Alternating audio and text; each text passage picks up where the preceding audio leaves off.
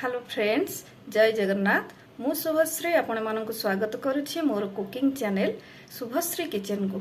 चलंतु देरी न करी आरंभ करिबा आजिर रेसिपी। पोई बेसर घांट। पोई बेसर घांट पई प्रथमे सारू, आलू, कखारू, बाईगण आउ पोई को काटिकी रखिबा। प्रथमे कड़ाई रे तेल गरम करिबा, तापरे फुटण दबा। फुटण फुटी साइला परे सोरिष मसला दबा।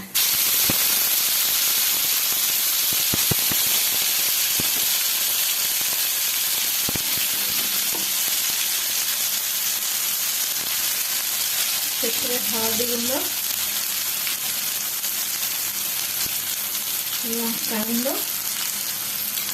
ଦେଇ ଭାଜିଦେବା।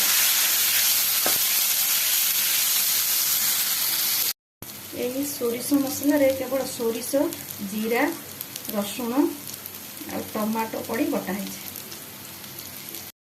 ଏବେ ପରିବାକୁ ପକାଇବା।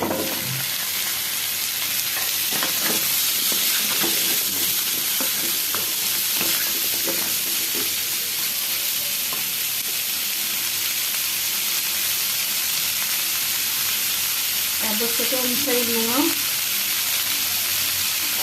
पानी घोड़ेगा।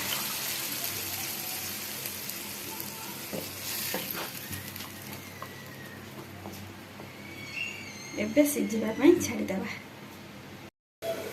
एबे देखिबा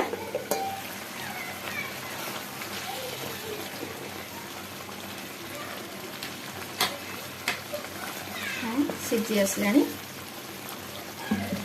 एबे पोई पत्र काटिकी रखिबा, अल्प किसी पकाइदेबा।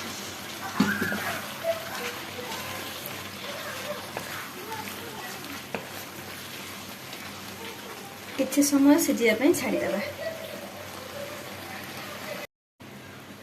एबे घांटटी सिझी जाइछि, गैस को ऑफ करिबा।